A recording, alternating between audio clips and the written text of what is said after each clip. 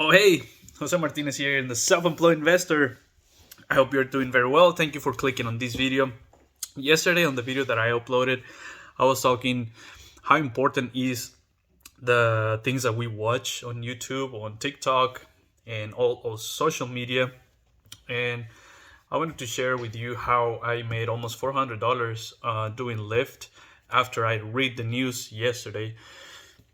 Because after uploading that video, I went on my computer and I get some Google News notifications. So one of the news was that DFW, the airport here in Dallas, and also Love Field, the other small airport, canceled a lot of flights because of the winter storm. And I was like, okay, these people are going to travel anyway tomorrow or Saturday because their flights keep getting canceled. And I started looking on Google what has Dallas done in these days to prevent the ice on the roads and all these. And I thought it was going to be pretty safe to drive. And a phrase from Warren Buffett came to my mind: be greedy when everyone is fearful, and be fearful when everyone is greedy. But I like to apply that phrase to myself. I'm still driving in snow or ice. It's really, really dangerous. People in the northern states would not let me lie. But I was like, I'm one of those drivers that was afraid of snow, even though I've driven snow before. And I applied that phrase to myself: be greedy when you're fearful. Be fearful when you're greedy. So I was like, okay, I'm gonna wake up. I did wake up late actually, like at 9 a.m. And I had breakfast and all that. I started checking my car because that's very, very important. You have to know your car. I'm really confident of my car because I know every little single thing of my car. I know I take care of my car very, very well. My tires are in good shape. I just replaced them like 10,000 miles ago.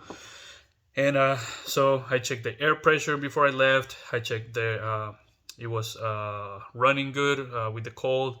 I cleaned it out. And then I went outside and I went to this bonuses area. And yeah, started driving.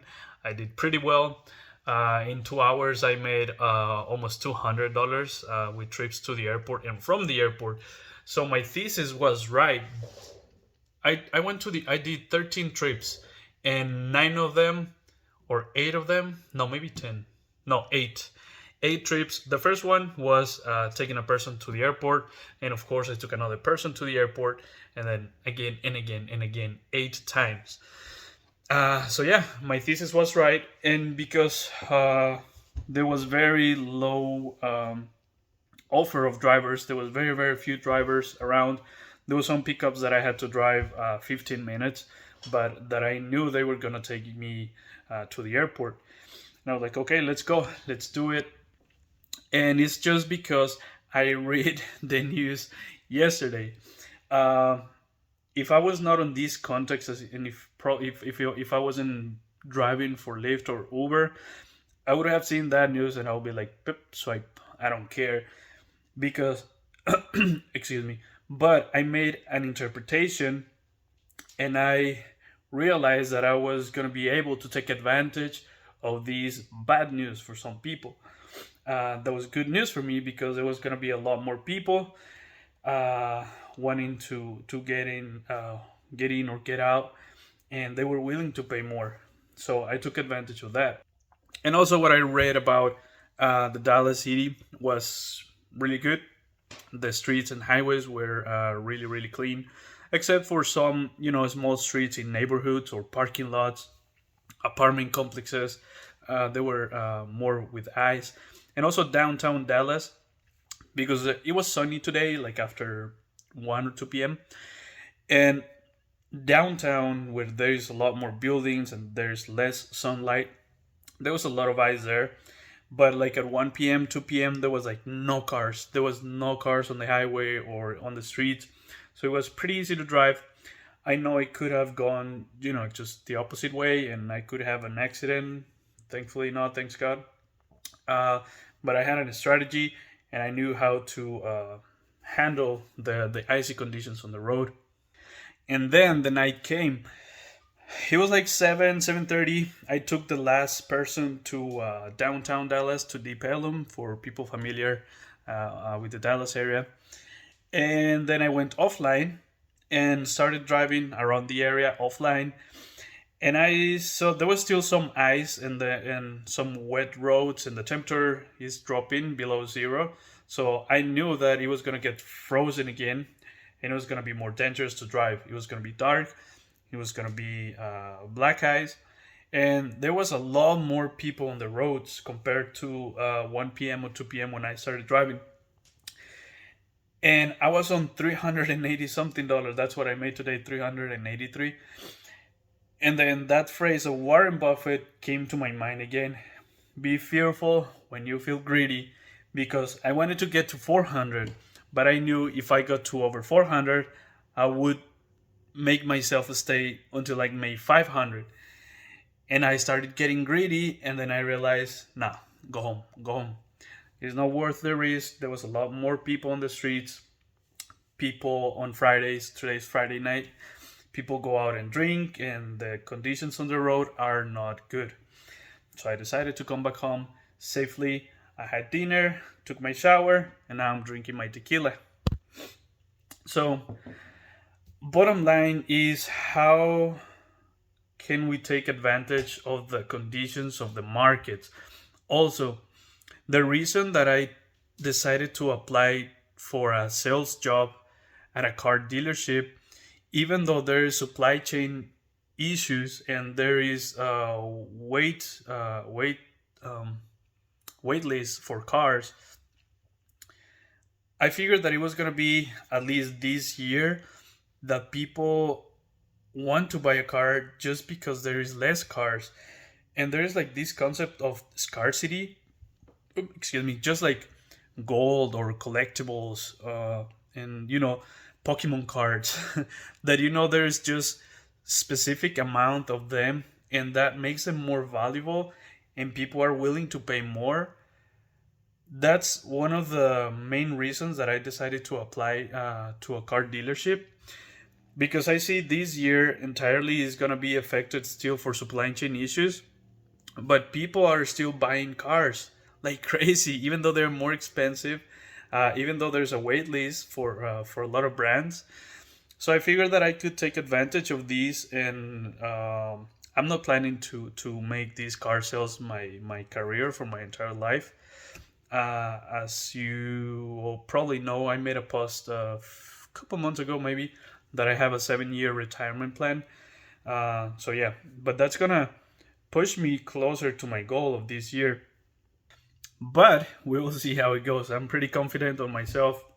The sales manager told me that 100K selling cars in your first year is not a crazy thing to think.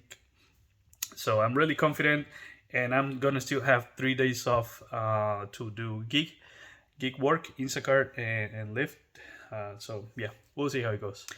And one of the side businesses or side jobs that I was actually looking yesterday, and it sounded really attractive to me. If I don't get this job, because they haven't called me, I'm still on the onboarding process, and I'm supposed to start on Monday, as for the sales manager. But if they never call me, I'm just gonna keep driving Lyft and Instagram and whatever. But I'm really considering doing Matterport. How do you pronounce this? Matterport 3D scanning. You can Google it. I don't have much time tonight to edit this video. But if you Google or on YouTube, what's Matterport 3D scanning? It's like with 360 cameras that you can scan and take pictures of a property, buildings, and then sell those 3D scans to realtors, to people in construction. If you are into construction and you know a lot of people, you can probably scan properties and record the how much they are progressing on the property. If you scan, once they have the framing, you go to scan, and then they do the outside, the plywood, and then inside the insulation or plumbing and electricity first and all that. Then you go to scan, and then you can sell this idea to contractors or owners, and also to realtors. And that was a really, really attractive idea. I've known Matterport for a while already, but I never really thought myself doing that. But now it sounds really, really attractive because you basically don't need much money to start. One of the cheapest cameras, I think, is like $400. I think it's a Snap something 360. Snap, yeah. You can Google that. And the Matterport, which is the software and the cloud that sends these virtual tours, the subscription starts like at $5, or there's one free, but there's not much tools, up to 69 for the entire tools and all that.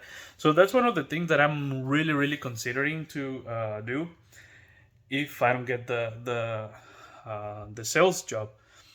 Even if I do, I would probably sacrifice a couple days of gig economy to try this Matterport scanning business. It could be tough at the beginning, like on everything, building a relationship with clients and all that. But yeah, I think those are some of the ideas that I have in my head. And the main thing that like I spoke in the beginning, how do you interpret, how do you use to your advantage the things that are around you, the news, whatever context is going on your city at the moment. How can you take advantage of that and make money out of it? I think that's very important to consider. And yeah, I hope you like this video. I also hope you like tequila. Cheers. And if you are in Dallas, stay safe. There's still some ice on the roads. If you're not in Dallas, as always, stay safe. And I hope you have a great weekend. See you next time. Happy Friday. Bye.